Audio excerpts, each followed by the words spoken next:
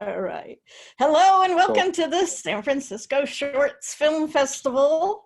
I'm really glad that you came here and watched, well, you may have already watched Family Affairs, so you've watched all the shorts.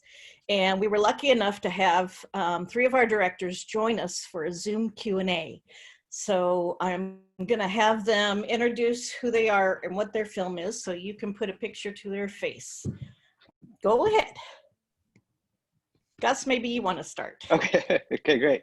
Hey everyone, my name is Gus Gavino. I'm based in Los Angeles, California, and I'm the writer-director of Trying to Disappear Again. Awesome. Anne, do you want to? Sure. Yeah. Hi, my name is Ann Aronson. I'm the writer-director of Meeting Savage Republic. I'm based in Seattle, but lived in LA for 22 years, and I'm happy to be here. Amber? All right. Hi, everyone. My name is Amber Mcclure, and I'm the producer, director of Finding Dohi. And I'm based in, well, I'm in Hawaii. I usually am living on Oahu, but during this time of quarantine, I'm on Kauai with my mother, who is also in the film with me. Nice. Oh, wait. Oh, having a. So could each one of you tell us about your film and what drew you to this story? I know some of them are personal, brought you to this and want to tell this story. Amber, do you want to start? Sure. Well, if you see the film, the topic does come up in the film. But for those of you who haven't seen it, the story begins with the story of my great-grandparents who came from Japan to Hawaii, and then briefly touches upon the lives of my grandparents and then my mother. And my mother has been interested in genealogy for a long time. And over the years, I've tried to help her, but because we both didn't speak Japanese, I do now, but growing up, I didn't. It was really challenging. And so over the years, through the help of friends, we've established a relationship with a museum in Japan that helps people with searching for their ancestors. So the film takes place in Hawaii and Japan. And it's finding your roots, who do you think you are kind of show, but very personal, and a little bit about the relationship between families and loss of culture, loss of language, and the ripple effects of those changes as they play out over the generations, how it affects families. It's really beautiful too, by the way, Amber. Oh, thank you. Yeah, I finally got to watch it today, and yeah, it was very moving. I really appreciate the feedback. It's a little scary to put your story out there because you're not sure how people are going to react to it, but I found that a lot of people can relate to it in some way, and it's been really eye-opening and really moving for me. Thank you. Nice. And it shows. I had a tear at the end, so it was very beautiful.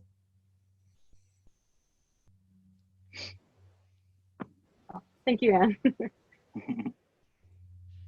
Anne, do you want to tell us about your film? Sure. So it came to me through a good friend. It was a work colleague of his. So Meeting Savage Republic is about a father and son who go visiting a prospective college, and he has an interview, and that one night that they're in this town, the son finds out that one of his favorite bands is playing. It's this obscure punk rock band from the 80s is playing in that exact town.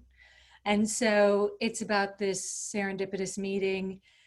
And, it's interesting because when I first heard the story, I was like, I like it, but I don't see the depth. But it was right after I'd lost both my mom and dad within 7 months apart. And the whole story, actually viewing it from that perspective of that cycle of life of launching your child into the world and kind of letting go and trusting that they're you know, they're going to fly and they're anyway. So when I thought about it from my perspective of having just lost my parents, it turned into this story of emptiness and that whole cycle, the parent-child cycle. So anyways, once I looked at it through that lens, it had much more meaning and to me. So Nice. Absolutely. Yeah. I have to let you know that I know Savage. Best friend is Ethan Port, who You is one of do? the members of that band. Oh my God, what a small world. Yes, Wow. it is a small world. So I've seen them many, many times. But I loved how you brought the two fathers with their sons. And Yeah, it was yeah, really really sweet nice. and moving. And Tom Furman, the lead Yeah. guy, he was very earnest and honest, and it was nice to just talk to them about what it meant to them and how they Yeah. talked about their parents and missing them. So Yeah. it was sweet. Yeah, it was really great, Doc. And I don't know if you planned for this, but when I was watching it when it started, I thought it was a documentary about one thing, and then a quarter of the way through, you realize it's about something completely different, which is wonderful once that reveal happens. But I assume that was planned all along. But it was really great the way you put that together. It wasn't. I wasn't sure where it was gonna go, but then after I did the interviews with both fathers, then I realized, okay, this is about something a little different. This is about the love we have for our children. And then when they go, it's like, it's, you know, the empty nest, that's one thing. But then when I thought about it from my perspective, having just lost my father and my mother just before him, it became about something else. I remember when I went off to college, and every time I left home, my mother would always cry. And I'm like, Mom, why are you crying? And then, and actually, when I filmed it, my son was a sophomore in high school. So I was anticipating that empty nest. And then I thought about my mother every time I left crying. And then it all made sense. It was that full circle. And so that put it all in perspective for me. So I didn't know where I was going with that. Oh, that's so interesting. Yeah. Yeah, it becomes something so. I mean, it starts off really great too, about a band, and you think, this is cool. It's about meeting this band, but then it becomes something so much more profound and deeper, which is, it's great. What a great resolve. Thank you. Thank you. Yeah. So I guess for mine, I wish I had something as interesting backstory as Anne, or something as deep as Amber's. But for me, it all started from a writing exercise. I was in the middle of writing a whole other story, and I found myself in a block of sorts. And in order to kind of discover what I needed to discover about that story, I started writing from a whole different point of view, and that turned out to be the mother of the daughter in the short, in my short now. And once I started writing this other thing as a writing exercise, I quickly just veered off, and it became this whole other thing. And before I knew it, I was in the middle of just like, I was consumed with just writing this particular story. And then once I found my footing there, I just started grabbing hold of, or looking into my past and events that happened with my mother and me growing up. And then that became the inspiration that ultimately kind of encompassed what the story is that you're watching. How did you choose that story, by the way? That particular, again, it was a combination of little things, but it was all actual events I took from from things that I knew from growing up. I actually contacted my mom at one point and just asked her questions, picked her brain about, because the way I remember certain things were one way, but then she cleared up certain other things that just didn't happen the way I thought they did, and which added so much more substance to it once I did speak to her. And so that story is a combination of different events that have happened when I was younger, and a majority of it happened with her. So it all kind of came together from that a few particular events with her. Yeah. And how did you find your lead actress? She was in the little baby too. Yeah, I consider myself very lucky. Gladys Bernadette, who plays the lead actor, is a very close friend of mine.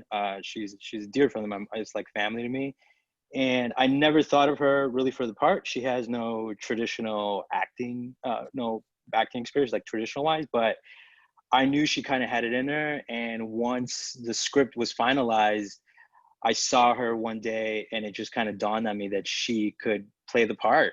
And I kind of pitched her the idea. And after some maybe bending of the arm, she kind of thought, yeah, I'll give it a shot. And initially we talked about casting a child and whatnot, but I was very lucky that at the time she had a 1-year-old herself, and she just said, you know what, it's probably just easier to use my daughter. And although that's what I really wanted, I didn't want to press her for it. It was bad enough that I was already begging her to do it herself. So, but once she agreed to it, it was great. We brought, so that's her daughter in the film, which I just imagine it made it 100 times easier for all of us to work there, because it felt very natural. Great. I'm glad it did. I mean, I will say it wasn't the easiest. You hear that the old adage, never work with pets or children. And now I know why they say those things. It's not the easiest. They definitely don't listen to direction or hit their marks. So you're in their world once it's time to roll. But ultimately we got something lovely. That's very beautiful. I wanted to ask each of you, what is something because the production of shorts can be just as crazy as any feature, and it's just as much work, but anything that surprised you or was somewhat, tragic, or something you had to overcome along the way making your movies? Some moment that's very memorable. I mean, I'll start while everyone else thinks. I think for me, again, I have to go back to working with a mother and daughter. That is something that was a first for me, and it's specifically working with a child. It really changes everything on a set. Whatever you showed up with, whatever plans, whatever storyboards, shot lists you had, all goes out the window once a child is introduced to the mix. It kind of, like I said, you're on their time. You're whatever you thought was going to happen is just not going to happen. So in my film, if for those of you who've seen it, you'll notice that most of the scenes with the child are shot more verite style, handheld, just a little bit more authentic. And that was really something that we had to do by happenstance, because most of the film is locked down and it's shot on sticks. It's very specific to its shots. But like I mentioned, a child just won't hit its marks. It won't stand in one location. So once that child was introduced, we just kind of agreed that, look, we're just going to have to grab this camera, and wherever she decides to go, we'll go. And that was a huge challenge, but it's something that I think all of us on set had to adjust and adapt really quick, but something that I felt we all overcame.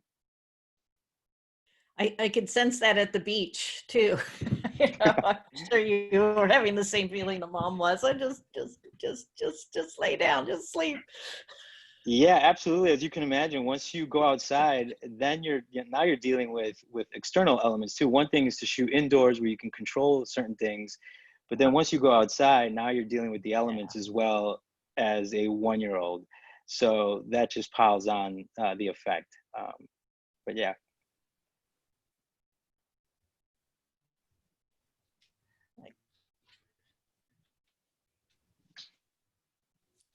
And do a lot of traveling. So I imagine what it was like traveling with your mom and going all and having to bring all your camera crew and all. Are you, I don't know if my connection's not so great, but I know you're asking about. Heard me. Yeah. Traveling with the cameras and everything was the question.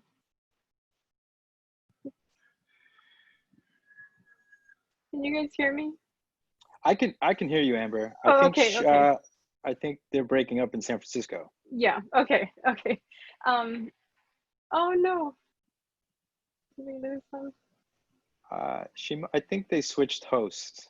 Okay. Yeah. Yeah, so when we traveled to Japan, the idea was to document whatever we could, and we didn't actually know that we were going to meet family members. That was a surprise. And oh, there you are.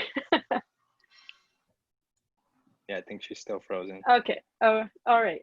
But they're still recording though. There she is. My internet went out and just came back. So. Oh gosh. Well, we're still here. I was explaining about traveling in Japan. So before we went to Japan, we didn't know that we would be meeting family members. It was a hope that I had, but I didn't want to pin my hopes too tightly onto that happening because I just wanted to have a good time, and it was amazing that we were going to have this experience anyway. So we had to travel really light, and most of our gear was, most of it was camera gear. And we ran into all sorts of difficulties. Like we wanted to do a bunch of drone shots, but we found that some of the places, like in the beginning with the temple, it's next to some sort of chemical plant or something where there's a lot of interference, electrical interference. And so we almost had a strange accident with the drone where it wouldn't come back to us. It was following someone else's lead. So we had a few interesting experiences like that. But we found that nobody asked us what we were doing. I think they were fascinated that it was this group of people following my mom around. And my mom is clearly not from Japan. She's clearly American. And so nobody asked us what we were doing, and we just went along with it. And it, believe it or not, that was all shot in 2 days when we were in Japan. The first day we went to visit the temple where we found out a bit more about my grandfather's side of the family, which I wasn't able to put in the film. And to answer your question about, what was difficult, the difficult part was putting the story together, because I knew it wasn't enough content to be a feature-length film. It was clearly not enough information to sustain a longer story, but how do you make a really short story out of something that requires you to understand who are the characters and who's related to whom? And even my partner at some points, he's like, I was there and I can't remember who is this person. So I had to be really, really careful about keeping characters straight. And luckily we have a friend who's an animator, and he's also part Japanese, and he was really drawn to the story, and he said, I really want to help. So we pieced together those animations to try to help the story along. So I tried to keep it as low budget as possible, but I absolutely had to spend money on animations because it seemed critical to help people or help the audience keep track of what was happening. So that's my technical challenge that I had to overcome. That's great, Amber. I'm sorry. Go ahead, Anne. Go ahead, Anne. It worked really well. The animation was great. It helped a lot. Thank you. Yeah, definitely. I agree that animation, breaking down the family tree, definitely guides the viewer really nicely. I still can't believe you managed to shoot all that in just 2 days. It's Yeah. pretty in-depth stuff that you got. It's really nice. That you didn't know you were going to get. No, we Right? didn't. And if we had known all of that was going to happen, I wouldn't have, I would have had to stay in the town longer. But it had to do with our rail tickets. We only had them for a week, and we had to do a full circle from Osaka. Long story, but maybe it's good because we shot everything and we left, and then we shot some of the follow-up interviews, and it had happened so quickly that we were just in a daze trying to recount what all had happened. Yeah. Only imagine. For me, it was pretty tight.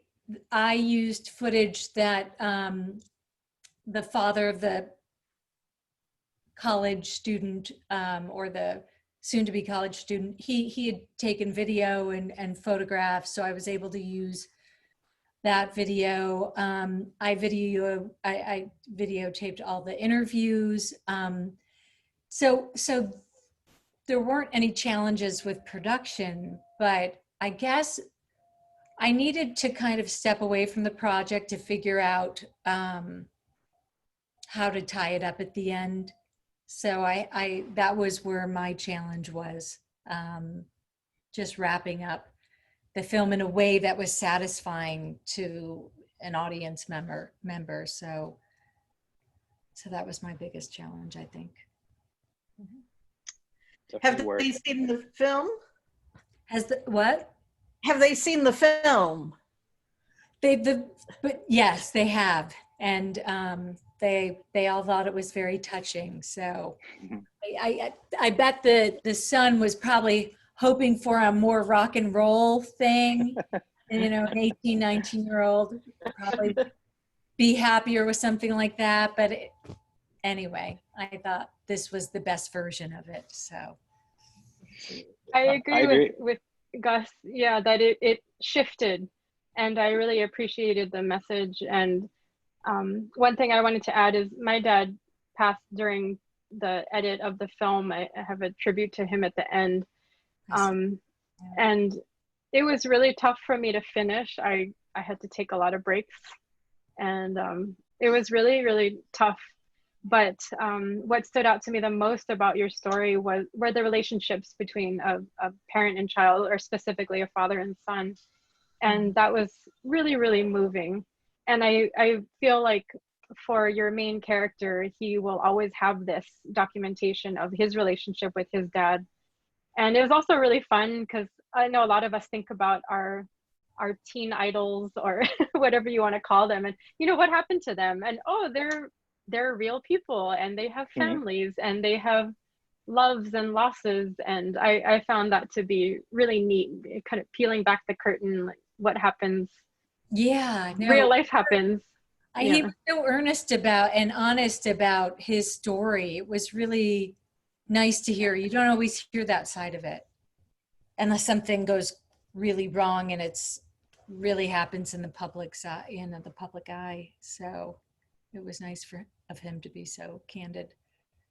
Yeah, definitely. And along with the father-son relationship, your film has so many layers to the relationship he has with the musician, which is amazing that he was able to build that relationship. I wonder, are they still are all of them still buddies? Are they still jamming out? Or I don't know. I'm not sure. I think Tom's in Los Angeles, I think, isn't he? Yeah, Oh, right. One is in Seattle. The father, son are in Seattle, and then Tom and the rocker and his son, they're in LA. So right. Okay. It would be nice if they actually, on the road together, but I don't know if that's. Yeah, that'll be your sequel. It's COVID. I know. Yeah. Exactly. Part 2. Yeah. Oh. I think they did a show recently. Did they?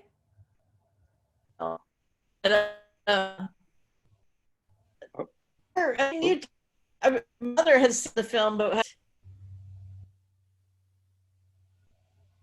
think we lost her again. that was Amber frozen too. Are you all frozen?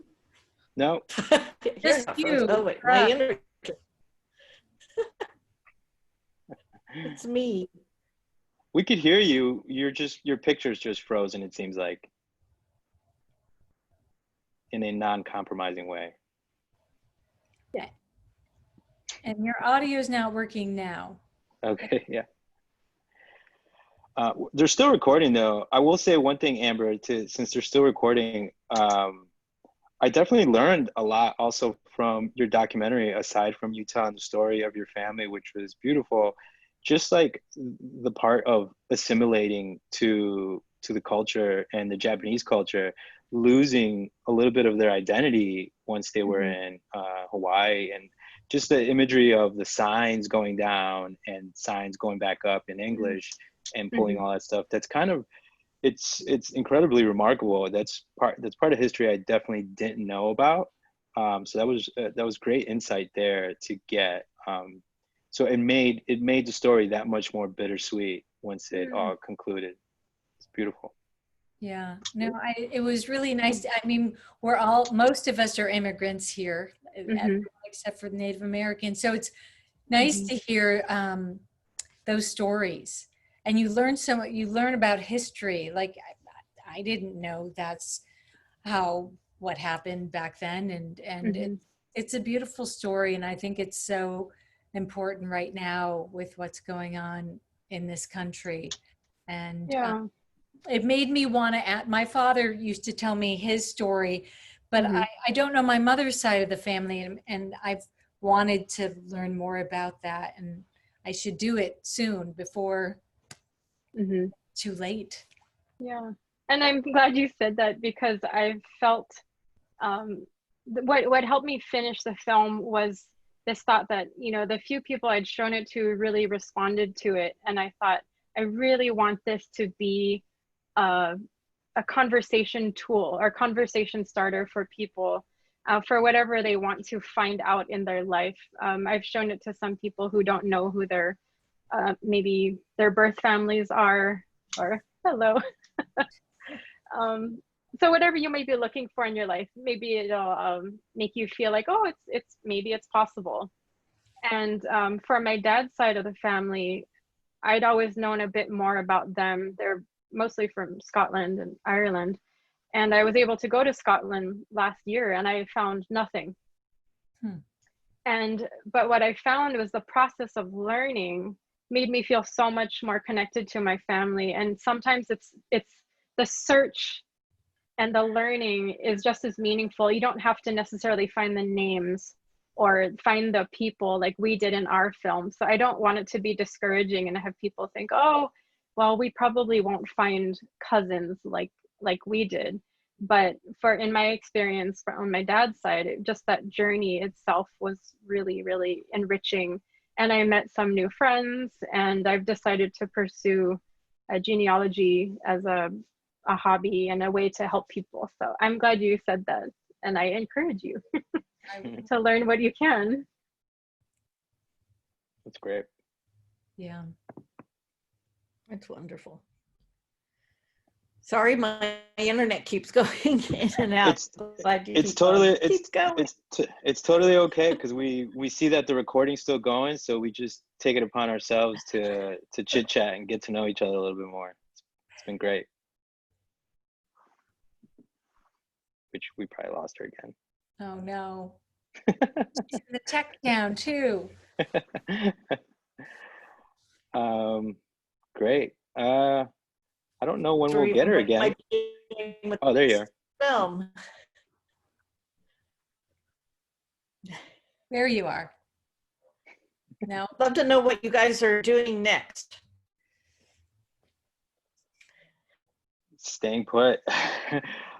During quarantine, it's been time to just kind of, I've been doing a lot of writing since I can't go out and venture out into the world as much as I'd like to. doing tons of writing, working on small little side projects that I can muster from at home. But the focus has definitely been more writing, and I finished a eighth draft to a feature film, and have been writing a few other short films that hopefully, when this is all behind us, I can run outside and get behind the camera again. So I'm looking forward to that. I've been watching the train wreck that's called the news, and it's been keeping me busy. I think I watch about 6 hours of news a day. I try to do other things at the same time, so it's always on in the background, and I'm trying to volunteer as much with. I wrote about 200 postcards to people in Georgia to help give them information on voting and getting a voting plan together. And so hopefully there'll be some, I mean, there have been so many books that have come out about these 4 years. It's crazy. But hopefully something will come of it, all of this, other than anxiety. Good for you, Anne, for putting up with 6 hours of news a day. Oh my goodness. Yeah. Yeah. Less anxiety would be a good thing. Yeah, yeah, exactly. I do little art. I'm making a staff. I'm doing an art project where I'm creating. I've found when I was hiking with my dog, I found this great piece of wood, and I'm whittling all the bark off, and then I'll decorate it. So I'm trying to be creative as well. That's beautiful. Very beautiful. I want to do that. Amber, I got all cut out, but did you tell us what you're up to? No, I started to mention that I'm interested in genealogy and research, and in pursuit of that, I'm in a graduate program at the University of Hawaii. It's museum studies, but it's you're able to incorporate archival research, and I'm interested in multimedia archival and things like that. And you mentioned that footage of the sign coming down in Japanese and coming back up, and there's so much interesting historical footage, a lot of it which is propaganda, which so some of the stuff you've been watching, Anne, will be utilized in the future, I'm sure. So much unbelievable material, but some of the propaganda that was produced during the war, yeah, it's really shocking, and it's really hard to look at. It was pretty awful, and I wanted to not be too heavy-handed in the film, but it's important to talk about these things, absolutely. But yeah, that's my interest, is doing more of that, and I'm just enjoying this opportunity to learn. Not that I really have the time, but it's important to make time for the things that are important to you. Definitely. Absolutely. Yeah. Well, I want to thank you all for sharing your films with us. And I want to remind the audience that there are awards. You can vote, so be sure to vote for the films. It's great for filmmakers. And I hope you remember us when you make your next films, because yeah, we really enjoyed screening these. Oh, Thank you. thank you. Absolutely. Thank you. It was great meeting you guys, all of you. You guys too. Yeah. Yeah. All of Yeah. you. Thank you so much. Yeah. Have a great festival. Thank you.